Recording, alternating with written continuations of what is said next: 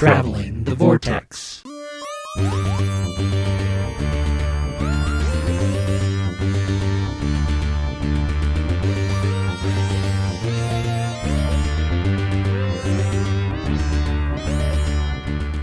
We join the Doctor as he travels the Vortex and arrive at episode 488. And the TARDIS is a fan of this podcast too. I'm Keith. I'm Sean. I'm Glenn. How are you guys? Pretty good. How about you? Pretty good. I'm wondering if we're one of the TARDIS's top 10 podcasts. Well, the Doctor did inspire it. That's right. Did you guys do anything this week? I'm trying to think if I did anything this week. Not you- really. Sure, celebrating some Easter stuff. Oh, yeah. We did have Easter. Oh, yeah. There was that. We don't have little ones anymore, so the kids got Easter baskets from us, but our biggest excitement is we went to lunch with my parents and then went over to their house and played some games. That was pretty much it. We did a Easter egg hunt.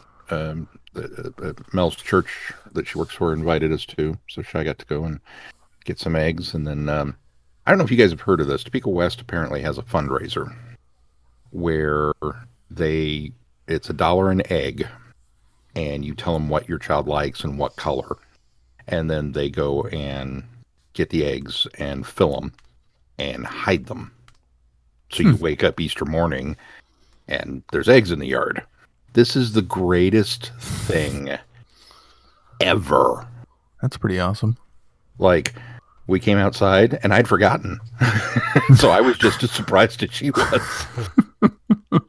And then there was that brief moment of panic about, I don't know where the eggs are at.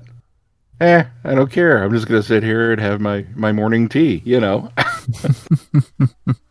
Look over there, Shy. There might be something behind the house. I mean, it was a lot of fun. And she got necklaces and, a little bit of candy and, stuff.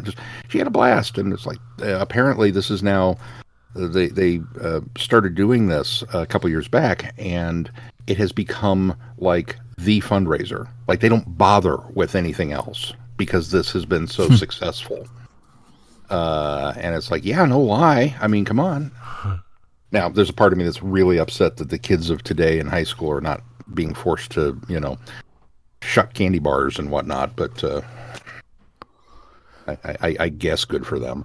Yeah, but having to get up really early to go hide Easter eggs, it's still something. This is more commendable because they get almost 100% of the profit. It's not going to some Mars candy bar company where they're only getting like a skimming off the top of it. That's very true. But, so yeah, totally we'll do this again next year because it was awesome. That's pretty cool. Jimmy got to take part in an Easter egg hunt at her grandparents, and then we had one here too, so Liam wasn't too sure what to do. He wasn't too sure about walking around in shoes outside. Still getting used to that. Yeah. Did you guys watch anything? Did you watch anything new? Because I watched stuff. It was just all old stuff. Stuff I've seen before or talked about before. Falcon and Winter Soldier. Falcon and Winter Soldier. Current on that. Oh, you are? Yeah. Even this weekend's episode? Even this last weekend? We actually watched it tonight. Oh, wow. Oh. It's been good. I'm enjoying it. Yeah. I think I can see... So you guys knew that there was a subplot that was completely taken out, that was edited out because of the coronavirus? No, and I did they've not never know that. said exactly what it is, but I suspect it must have been a virus or something related, because the Flag Smashers are, they're stealing medicine and vaccines. They've acknowledged that.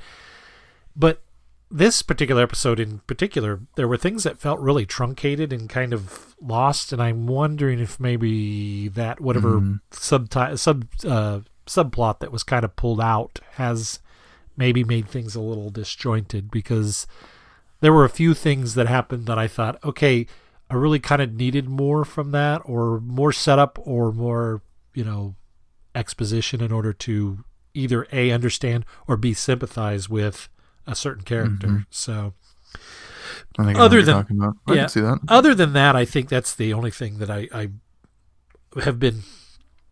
disliked about it. Everything else about it's been great. I think I really need to go back and rewatch Captain America Winter Soldier, Captain America Civil War. Just watch the Legends thing. Yeah. It's been just long enough that I'm like, oh God, is that person from that one thing that they did that one time? I'm with Keith. I'd go back and, of course, we're doing a watch through again, but go watch those. Go watch the Legends things that they have on Disney Plus. Those are really cool. They'll give you a real good recap. They even have them for Sharon and Zemo. Oh, they do now. I hadn't seen those. The last ones we watched were Falcon and Bucky. I think those 2 dropped one week, and then the other 2 dropped another week. Ah, cool. I'm gonna check those out. You're Although not gonna move the seat forward. I found there was a lot of crossover. So yeah, there was quite a bit. That was it. I haven't watched Godzilla vs. King Kong. Sean, you saw it, right? What'd you think? I've watched it twice. Ooh, wow. Twice? If that's an indicator. Yeah. It is absolutely bonkers, but in a good way. And it's very flawed. There's way too many humans. And there's way too much human plot in order to set things up. But I didn't come for any of that. I came to see giant monkey, giant lizard fight, and I got giant monkey, giant lizard fight. So I was pretty happy. No, you didn't. You had a giant ape fight. You and what army? It's been getting really good. It's been getting really good feedback. I don't think the reviews have been great, but a lot of people have said they've enjoyed it. So it's just if you really want to nitpick things, yes, you can. But again, I didn't go into this film for those things. I went into this film for SmackDown. And that's kind of what it is. And it's like, all right, I'm good with that. I think it's 75% on Rotten Tomatoes. If we don't get another MonsterVerse installment, it'll be kind of a shame. But I could also see them going out on this one. So. Oh no, because if this one does well, they'll go out on one that doesn't do well. That's how it works.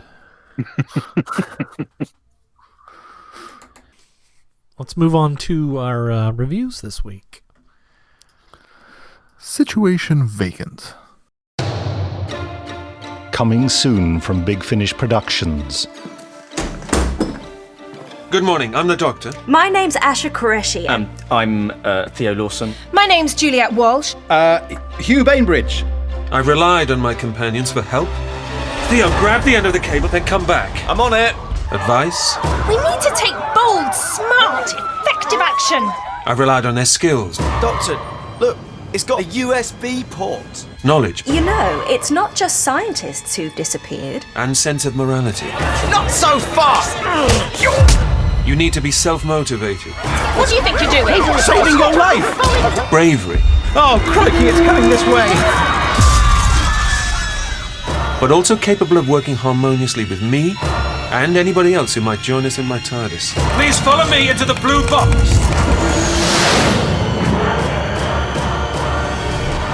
Any questions? Doctor Who, Situation Vacant. Subscribers get more at bigfinish.com. Bum, bum, bum. Uh-oh. Silence on the other end of the mics. It's not a bad story. In fact, at times it's a lot of fun. I think my problem with it is it doesn't take itself serious enough, and which I know that sounds like an odd comment to say about a Doctor Who story that is, sometimes they take themselves too seriously in these cases where they do these kind of maybe little different ideas. But this one I thought there was on the verge of being too silly, and the irony of it is that we always joke about how companions, how the Doctor's always auditioning companions, but in such a more subtle way than just coming out and out auditioning companions. And I think when it started, I was a little put off because I thought this doesn't seem like something the Eighth Doctor would do, and it doesn't seem like actually anything that the Doctor would do at all in any of his incarnations. But I thought, okay, I'm going to I'll roll with this, and I'm kind of glad that they went the direction they did, that it was kind of a setup and that somebody else had done it. But I think it goes too far as to try to make itself silly and serious at the same time. Does that make any sense? We've got the one gal who is supposedly hunting him down, and they rectify that later when we find out that this wasn't actually meant. It's the other person that she was supposed to be running down. But there's no, I mean, it's almost like every time something's revealed about one of these four members, it's like a 180-degree turn when it's revealed who they really are, what their motives are, what they're really doing. And so I think if it had been more subtle or they'd had a chance to kind of maybe expand on it and slowly roll into those reveals, I think that would have worked better. But with the time constraints, I can understand why, they kind of had to move things along. But that's another thing, is I think this story felt very rushed for as much stuff as they put into it. There's a lot of things going on here. There's a lot of clever ideas, but I really kind of felt like everything kind of rolled out and was rushed as we went. So that was just a couple of my problems with it. Like I say, I didn't hate it. I had a lot of fun listening to it. And in fact, Joe Thomas, I immediately recognized his voice. He's from one of my favorite shows, The In-Betweeners. Just immediately went, oh, okay, I know this guy. So that already, kind of brought up the excitement for me. And he was very much a character that he's played many times in the past. So I really enjoyed him, and I thought all the performances were really good. It's just, there was just a few things that bugged me about it. Those were just a few of them. What about you, Keith? I had fun listening to it, and I kind of agree with what you said with some of it. And I feel like there was about perhaps too many twists and reveals for the potential companions. Like every single one wound up being someone they're not really. So I felt like that was a bit too much, and maybe that would also made it feel a little rushed also. But I thought the idea was pretty clever, and then when it comes down to the fact that it wasn't actually the Doctor who put this emotion, and he just kind of stumbled into it and wound up getting a companion off of it, I thought that was a really clever way to introduce a new companion. I agree with that. Yeah. Yeah, and there's not a lot of meat to it really, since we don't really know who's behind everything that kind of happened within the story, other than the one scientist made that, that part of it is kind of all tied up. But I feel like the bigger story that's happening doesn't really get resolved. So it's kind of almost a part one sort of situation. Yeah, and I sort of chalk that up, and Sean may be able to verify this for us because he has listened to more of these than us, but I have a feeling that they've started a common thread, especially since we've been introduced to a new companion. I kind of felt like we were going to be strung along for a little bit in order to have sort of a new narrative thread going through some of the rest of the series. Yeah, and I don't know how to feel about Tamsin yet, because I feel like I don't know her since she was a different character throughout the entire story. Right. So it's like, okay, I'm think I'm supposed to like Tamsin, but I don't know her yet. So I got to kind of wait to get to know her a little bit more. And the other characters, while they were fun to listen to, I'm glad none of them wound up being companions either, because they weren't very good. But Tamsin gets cast off very early, and I think that was another problem that I had with it, is if the Doctor so easily turned her away, her winning him over at the end seemed almost a little too forced. Like, I think had he struggled with the idea of, okay, you're out the door kind of thing, I maybe I would have had a better acceptance of him at the end, asking her to come along. But he was so very ready to, you're done. You did this, you screwed up, you're out. And maybe that was because he recognized that she wasn't as much of a threat or a need to unravel, their true identity. But the second gal, he was caught by surprise by her. So I don't think he kind of sussed out the other two as we went, but it was the second gal was kind of a surprise to him. So yeah, well, and she comes along almost in like well, you're the only one left, I guess you'll do. Yeah, that's sort true. of. It felt like, which I don't think is a good enough reason to take someone with him. Probably not. So, yeah. Well, I got no other option. You're the last one standing, so I guess you'll be my companion. That's good. Great relationship you're gonna have there, Doctor. I was really surprised when the one wound up being a vampire. Yeah. That was another thing about it is it almost felt like it was too campy. Like maybe they needed to reel back the camp just a little bit. I mean, I know why they were doing it the way they were doing is they were going for the camp. They were going for not taking themselves too seriously. But I think it just vaguely tips over too far into camp, and I think that was another thing that bugged me about it. In response, and I will tiptoe around future spoilers. The tone and the camp, very much done on purpose in my mind. First of all, it's Eddie Robson, who has kind of established himself as one of the more comedic Eighth Doctor writers I think that we've run into. And since this one is set at some point in time after the events of Death in Blackpool, where we have killed off Auntie Pat and pretty much demolished the Doctor's relationship with Lucy. That one ends on a really, I mean, even though we've got the random Santa wandering around in that one's still a bit of a heavy episode. Mm-hmm. And so they purposely went with a much lighter, tongue firmly placed in cheek, farce almost, to kind of help alleviate that. And in my mind, it's done with a changeover of companions, much like, with Rose leaving. Oh, they're automatically going to hate whoever we throw in there. So let's give them a really terrible Donna that nobody likes, so that they'll be more accepting of Martha. Almost had called her Marcia, and my brain was going, that's not right. Marcia. So I think that was very much done on purpose. And maybe it goes a little too far. But the seeds that are planted here do pay dividends. So without... all will be revealed. So if you think maybe this was a little too much setup and light on resolution, there is a reason for that as well. Yeah. And yes, it's okay to like Tamsin. Oh, I'm sure I will, because sure it is. I think Keith's the same way.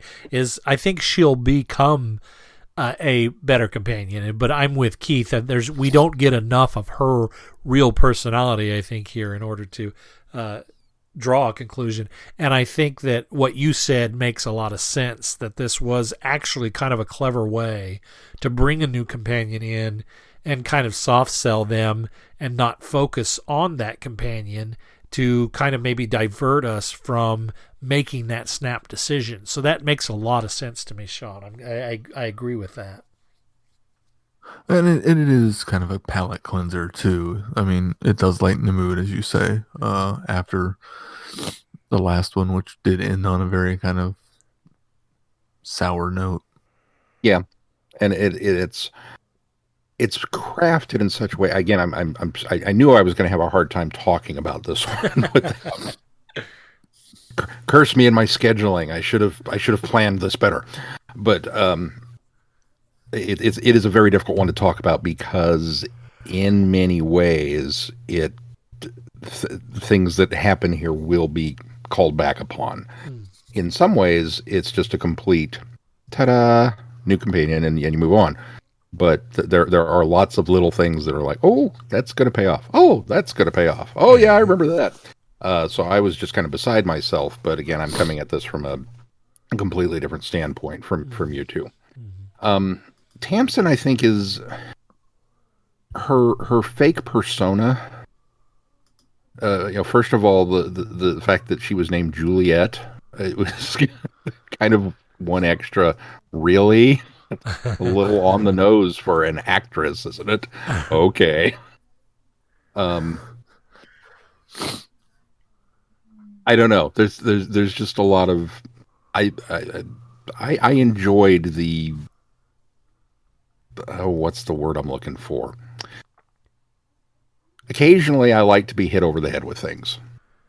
And in some ways, I feel like this one has some very obvious hits over the head that are just there, and the jokes are so obvious that it's like, really?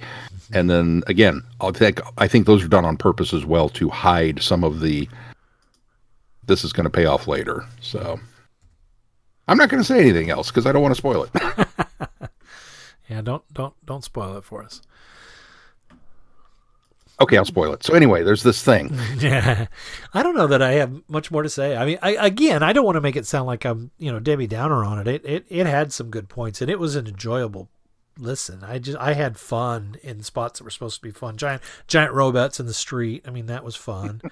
The vampire reveal was fun, albeit a little camp. It was fun that was thrown in, but I think I just felt rushed along. I think that was my biggest regret was that it didn't have time to kind of breathe and develop these characters a little better. But that I can agree with. In the auditioning process, I felt like could have gone on a little longer, and that part also overshadows any meat that was in this story of what was going on with the scientists who created this software that becomes sentient and right. all of that stuff, which is kind of a cool story that they could have done easily fleshed out into its own, and it feels pushed to the back burner to do this reality show parody. Yeah, it's very much a I'm going to tell you this, but not because it's important for that. Right. But in a lot of ways, I do feel like in a lot of ways, I feel like that's where Paul McGann is at his best, is when he's forced to tap dance a little bit. The persona of the Eighth Doctor is so much fun in those. I would agree. I think the Eighth Doctor is the best at improvising a situation. He's very much in control of the improvisation. When he's caught off guard, he's able to roll with it, I think, better than any Doctor in all of Doctor Who. And so I really enjoy the way McGann performs that, as you said, dancing around the situations. So. Fear not, we will return to the Eighth Doctor's line sooner rather than later. Into the world notwithstanding. Yay. Yeah, good, because I had to go back and re-listen to the previous one just to make sure I knew where we were. All right, well, let's move on to the next one. Hidden Human History. This critically acclaimed new story sees the 13th Doctor, Ryan, Yaz, and Graham stumble upon a sinister alien race with a thirst for human blood. Their second comic book adventure sees the gang track the Titian flesh eaters throughout history, encountering friends old and new along the way. For once, the humans seem to know more about what's going on than the Doctor, thanks to a podcast, Hidden Human History, that everyone is listening to. Everyone, that is, except the Doctor. I will also give this one a bum bum bum. Why don't you start, Sean? Convince me. This one was, first of all, I think it's been just long enough since the bad taste that was left in my mouth from the holiday special Yeah. that getting back into a 13th Doctor story was like, oh, I have missed these people.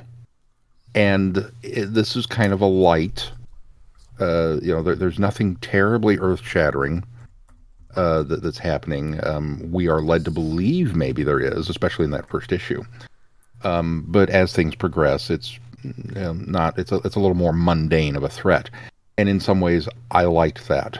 I liked the fact that it wasn't anything too heavy, and part of that I think stems from a new appreciation that I gained for the 13th Doctor after a discussion we had on tartar sauce, where we talked just a little bit about the Doctor's personas kind of bubbling back up to the surface and how you can pair them off in some regards. And the comparison was made between 5 and 13 and how just generally affable they are. And I had never really made that connection before. And that suddenly made me begin to wonder if perhaps the storytelling is also being mirrored to the Fifth Doctor's era, which might explain why I personally am having a harder time enjoying the 13th Doctor's era, because I didn't enjoy the 5th Doctor's era all that much. While I still enjoy the actors, it may just be coming down to, those little similarities in beat and theme. And so to come into this story and have that kind of fresh in the back of my mind certainly colored my perception of it a little bit. But I went looking at it with, maybe a new set of eyes. And I came out with a story that, while nothing really earth-shattering happened, it just kind of gave me a new appreciation for the interactions of these characters, which is something that I've always enjoyed. While I've complained about maybe some of the timing being off with a bigger TARDIS family, I can't complain about the interactivity between them. And the fact that the humans knew what was up because they listened to this podcast, and they were able to fill in these, kind of broad strokes of knowledge. And the Doctor just kind of sat back with this beaming, look at you, I'm so proud, kind of response to the whole thing. And it just felt good. Well, it was a feel-good comic. I think she's a little hurt, offended, and maybe jealous at the beginning. But yes, I think it proceeds to that. But I enjoyed the ending. I thought the way that this kind of comes together and ties itself off in a neat little bow, and that's the end of it. It's like, okay, that was just kind of a nifty little thing. I think we're being set up for some other elements with the time agency. I hope so, because that was probably one of my biggest problems with the story arc, is the fact that they show up almost just to be another confirmation that they know about this podcast, because they don't really do much, and there's really not much purpose of them being there, again, except for to give us somebody else in a different time period that is also listening to this podcast or is familiar with this podcast that the Doctor's not familiar with. So I think it was a waste of the characters, but I'm hoping, as you said, that we're being set up to have more stories or a more storyline with those two. I think that'll maybe rectify their appearance in this particular story arc. You're totally right that they are the weak link, because it feels very much like because the overarching story is that the main villain, if you will, is not much of a villain and it's not much of a threat. We have to have somebody come in to fire some guns. Right. But that's the thing, though. They are a threat in the first issue, and they are a threat in the second issue, and they scare them off, but that's all that happens. They don't really resolve the issue and just kind of take off and leave. So if, in my mind, these aliens come back in a fortnight or the next night and start feeding again, which obviously they have been because they evolve. So part of me struggled with the story too, because I see where they're going and seeing these aliens evolve and grow and become assimilated. That's a very long time for them to just go, oh, yep, okay, that's fine, it's taken care of, when it really hasn't been. Right. Even on the Doctor's standards of cleaning up messes, this was not a cleanup. This wasn't even a resolution. It was just this one time it's okay, and they'll be back, but that's okay. It's just that part didn't sit right with me. If they had given us any sort of indication that they fed one night every millennia or every 100 or whatever it was, 400 years, I'm with you, Sean, or Keith. I would have had no problem with that, but I thought the same thing. It was almost like we've fixed the problem for now, but what about tomorrow night? What about next week? What about, And so I kind of felt the same way, that things weren't really being resolved, and there was a purpose for that, but it just felt like hanging out there. And that was the other thing that you pointed on, is they were dangerous at first. They evolved to be not so dangerous, but that only happens because the one attacks the Doctor, and whatever DNA she absorbed from her is the reason why she becomes, less aggressive and evolves into what she becomes, more human. And so I had I had a little problem with that too because it was circumstantial. I mean, yeah, what Doctor Who story isn't circumstantial? But it was obviously it was in your face circumstantial this time. So that was one of the problems I had with it as well. It was nice. Go ahead. I will give it a little bit of credit in the fact that I think somewhere down the line, maybe in issue 2, or might be, I think it was 4. This was 4 issues, so it might have been in issue 3, where she talks about how they're only feeding this stay alive and not killing anymore. Right. Well, right. okay, so that's progress, but that anymore part is like, well, they still were killing previously, and you should have dealt with it. It was nice to have the familiar TARDIS crew back, especially since we said goodbye to half of the crew, or 2/3 of the crew. Yeah. So it was nice to have them back together again, and even if it is retroactively. So that was kind of nice, but I think overall too, for a 4-issue arc, or was it 4-issue arc? It was kind of middling. There wasn't a lot going on, and that was a problem because it felt too long and drawn out, even though we were stepping through time and each time was a different incident. It still felt like that because of the fact that there was no real resolution at the end of each of these incidents. It felt like it took way too long to get to a resolution, and so that was another problem I had with it.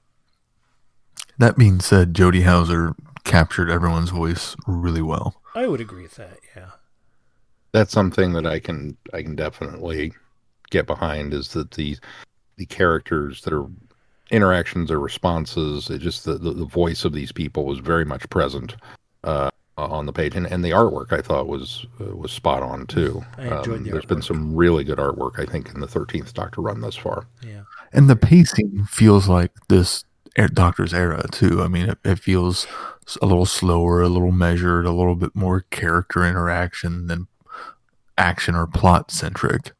And I think they do a good job capturing that too. I'm just going to chalk it up to my new appreciation of the 13th Doctor's era. It's funny you say that because, and it wasn't on that particular episode of TARDIS Sauce, but I think I see what you're saying about both 5 and 13 being affable, but I think they're affable in very different ways. And so I guess I don't see that personality sort of bubbling out of the 13th Doctor in any way, because I still think there's a stark contrast, despite the fact that they're both sort of affable. Really? Yeah. I think I see the comparison. I just whereas, I mean, obviously it's obvious to me to make comparisons between, say, 1 and 6 and even 13 or 12, they both have that gruff, brusque exterior and things, looking at Matt Smith and Troughton and making comparisons there between kind of the more playful nature of it. That was manufactured though, so. Right. And very much so on Smith's part. But this, which is another one that kind of makes me wonder if this is is Jodie choosing to model this behavior after 5, or is she being written into it? Maybe because Chibnall is a fan of the 5th Doctor's era, which again maybe can tie back into why I'm not enjoying the 13th stories as much. Because while I enjoy Peter Davison, I don't enjoy the Peter Davison era a lot. And I kind of feel the same way. So maybe that's just my personal shading is coloring this comparison more than it's actually there. But once it was brought up that they both kind of have this very, very young, very friendly, very, forward going, especially compared to the Doctor that came prior to them. And I mean, they can both be hard. Don't get me wrong. If you cross them, if something goes terribly wrong, they're gonna step in and correct it. But I just find both of them to be very similar in temperament.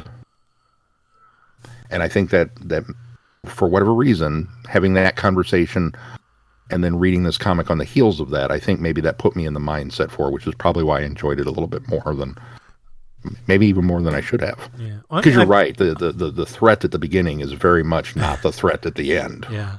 So I'm glad you've come to that conclusion, and I'm glad that's the way it feels for you, because I think maybe you will have some more enjoyance of the 13th Doctor based on that. But I just still don't see it. other than having similar hair. I mean, their hair is similar. Oh, they're so identical with hair.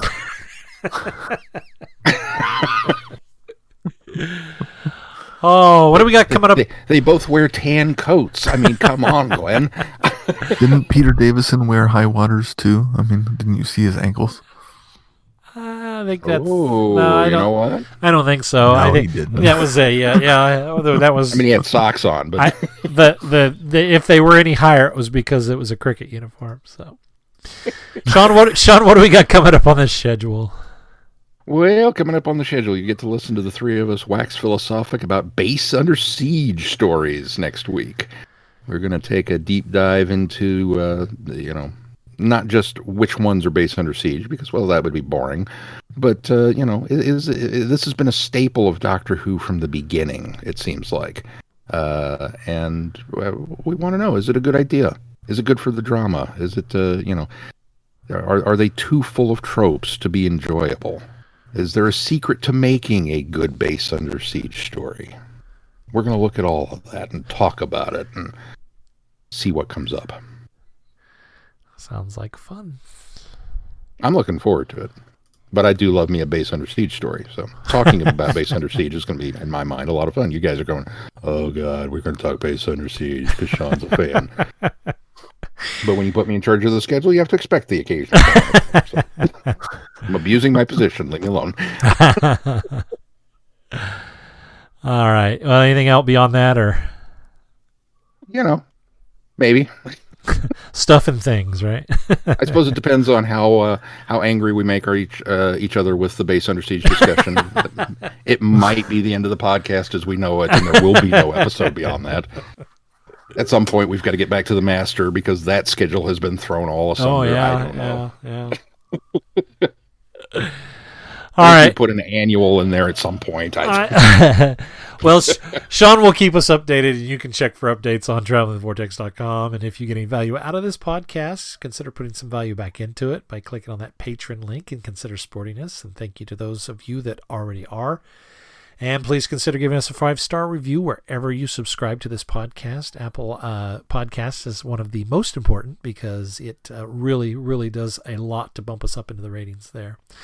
And make sure you join us in the conversation in our listeners forum on Facebook. There you can engage with other listeners and share your thoughts and insights with us and others. And don't forget, Goodreads Doctor Who Book Club. I think the poll just went up for May, so we're going to decide on what we're reading for that. So be sure to go there and check that out and vote for your book or audio. I think there's a couple audios on there this time. So, and there's been some audios in the past, but there's 2 audios and 2 books on there. So I'm going to throw a quick shout out to Flicks with Friends. We just uploaded a formerly lost, never before seen episode that we managed to recover. Well, you lived it. I was in it. Kids, If you think Glenn is somewhat knowledgeable about Doctor Who, you should hear him talk about Golden Era Disney. He brought his A game, and it's a great discussion, and it was so great. I had trouble editing it, so we released it in 2 parts. But it's over there if that's of interest to you. Yeah, that was a fun one. I enjoyed that. Got to get Keith on the couch now. That's right. Eventually. Darn pandemic. Anything else before we close this one? If not, until next time, I'm Glenn. I'm Sean.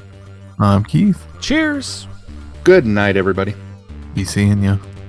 Thanks for listening. You have been listening to Traveling the Vortex. Doctor Who and all of its associated programs are owned and trademarked by the BBC. No infringement is intended or implied.